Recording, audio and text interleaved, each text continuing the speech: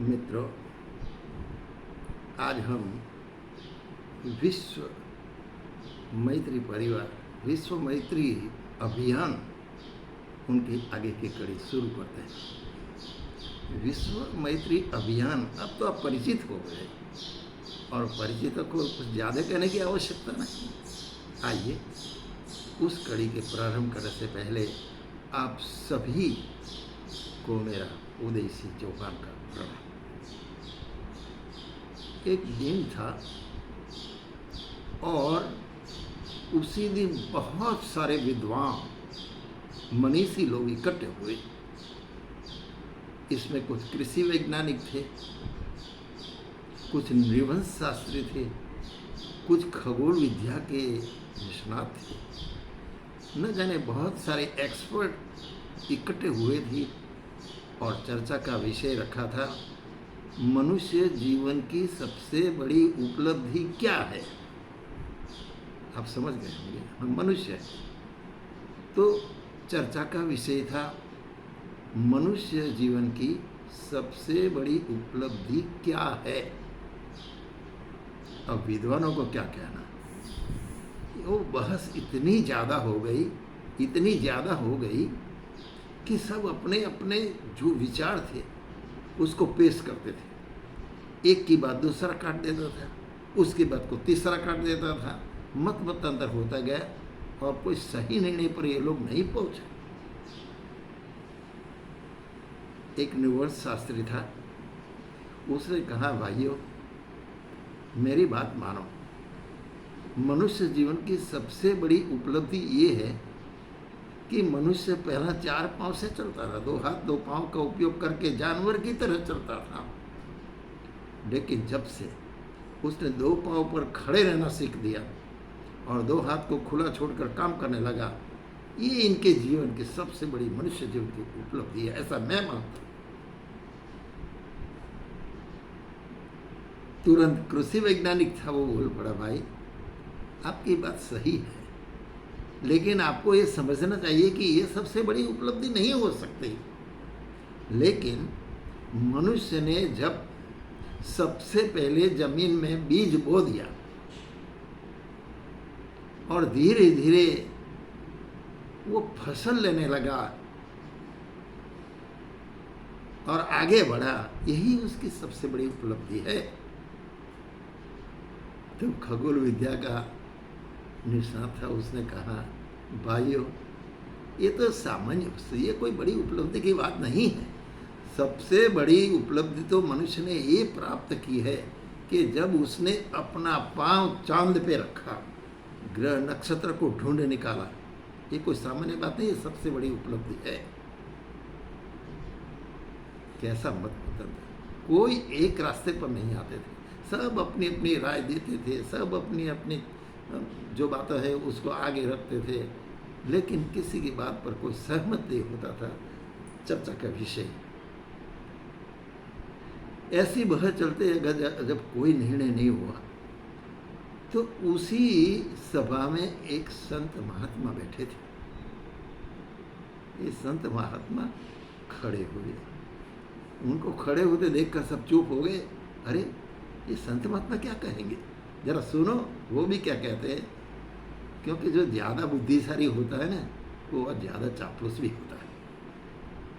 ये बुद्धि के ठेकेदार जो होते हैं ना, वो किसी की बात को मानने वाले नहीं। संत धीरे से खड़े हुए, चलकर स्टेज के सामने आ गए, 2 हाथ जोड़कर उसने कहा, भाइयों मेरी एक विनती है कि अभी तक आपने जो मनुष्य की सबसे बड़ी उपलब्धि है इसके बारे में जो चर्चा की, मैं कुछ मेरी बात कहना आपको चाहता हूँ। सभी ने कहा, कहिए कहिए, आप क्या कहना चाहते हैं महाराज श्री। संत ने कहा, सुनो, आप सभी की बात बिल्कुल सच है, इसमें राय रत्ती भर झूठ नहीं। वैज्ञानिक आविष्कारों ने मनुष्य ने जो किए, इससे इस दुनिया में इतनी सुख सुविधाएं बढ़ गई है। लेकिन एक बात है कि इतनी सुख सुविधाओं बढ़ने पर भी मनुष्य अशांत रहता है। मनुष्य शांति को गंवा चुका। वो सुख सुविधा उनको आनंद नहीं दे सकती, उसको सुखी नहीं बना सकती, उसको संतोष ढूंढना पड़ता है, संतोष कहीं नहीं मिलता। अगर उसको शांति मिले, अगर उसको संतोष मिले, तो ये मनुष्य की सबसे बड़ी उपलब्धि होगी। सभी ने कहा ये तो ठीक बात है, हमने तो इतने सारे आविष्कार कर दिए, इतने आगे बढ़ गए कि मनुष्य को कोई कमी नहीं रही। लेकिन कमी इस बात की जो आप कहते हैं उसकी रही कि हम दिन ब दिन अशांत बनते जा रहे हैं, हमारे ऊपर विपत्तियां छा गई, हम सुखी नहीं रह सकते, इस सुख सुविधा हमको आनंद नहीं देती, ये आपकी सही बात है। उसने कहा भाई साहब, जब तक व्यक्ति सुख सुविधाओं में रहेगा तो ये अशांति बढ़ती रहेगी, इनके जीवन में शांति नहीं। प्राचीन समय में हमारे ऋषि, हमारे जो पूर्वज, वो खूब बहुत कम सुविधाएं थी, बहुत आगे नहीं बढ़े थे, लेकिन इतना शांत और इतना शांतिपूर्वक जीवन आनंद से व्यतीत करते थे, जो आज इतनी सुख सुविधाओं ढूंढने पर भी नहीं मिलता है। इसका एक ही कारण है कि वो लोग जो है वो परस्पर मैत्री से रहते थे, परस्पर एक दूसरे के दुख के भागीदार होते थे, एक दुख के सुख को बांटते थे, तब जाके वो संतोषी और सुखी थे। बिना मैत्री कोई शांति प्राप्त नहीं हो सकती, ये समझ लीजिए। मैत्री ही एक ऐसा पारसमणि है जो लोहे जैसे आदमी को स्वर्ण में परिवर्तित कर देता है। मैत्री के अलावा शांति का कोई स्रोत नहीं है। इसीलिए अगर मनुष्य जीवन की सबसे बड़ी उपलब्धि आप जानना चाहते हो तो समझ लीजिए, सबसे बड़ी उपलब्धि है शांति, और शांति तब प्राप्त होती है जब वो मैत्री में आगे बढ़ता है। आप तो बहुत विद्वान हो, रामायण को भी जानते हो, महाभारत को भी जानते हो, बहुत सारे उपदेश भी आपने सुने हैं, बहुत संत महात्माओं के चरण भी आपने धोए होंगे और पानी पिया होगा। लेकिन सब बात समझिए कि राम रावण का युद्ध हुआ। अगर रावण ने अपनी गलती मान ली होती, अपनी गलती का स्वीकार कर लिया होता और राम के पास सीता को लेकर जाता और मैत्री का प्रस्ताव रखता कि मेरी गलती हो गई, मैंने जो ये किया है मेरी नासमझ में हो गया है, आप अपनी धर्मपति का स्वीकार कर लीजिए।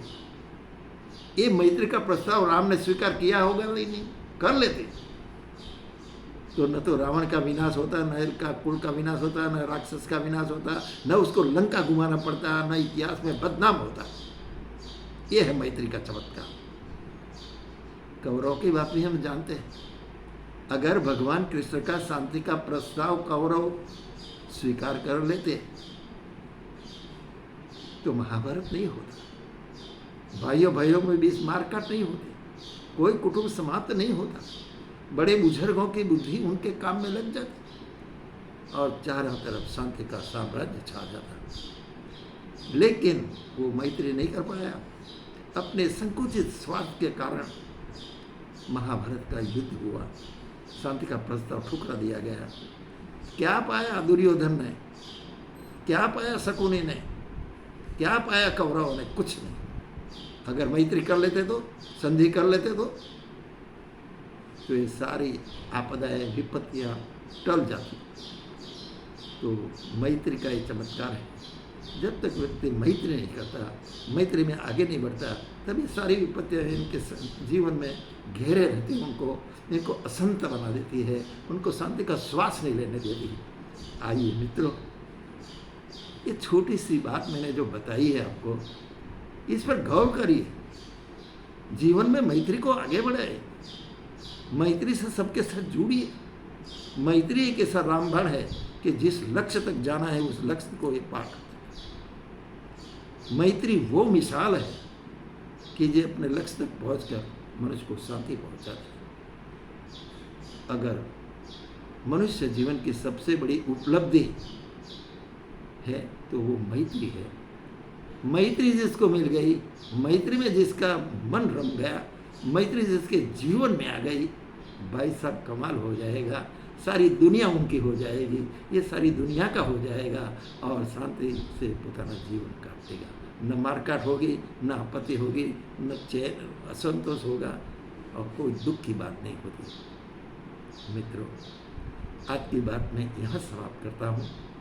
मैत्री पारसमणि है, अपने जीवन में उस पारसमणि को ढूंढिए, मिल जाएगा आपको। और फिर जिस लोहे को आप स्पर्श करोगे, अरे वो लोहा स्वर्ण बनकर आपके सामने आ जाएगा, कोई दिक्कत नहीं होगी। दुश्मन दोस्त बन जाएगा, आपका हो जाएगा, आप इनके हो जाएंगे। इससे बड़ी शांति कहाँ मिलेगी? तो शांति को ढूंढने वाले, विद्वता को अपने जीवन में आगे रखने वाले, ये समझ जाइए कि बिना मैत्री आप आगे नहीं बढ़ सकते। तो मैत्री की बात ये हम समाप्त करते हैं। अगली कड़ी हम शुरू करेंगे, उससे पहले आपकी विदा हम लेते हैं। आप सभी भाइयों को, बहनों को, बेटियों को उदय सिंह चौहान का सप्रेम नमस्कार।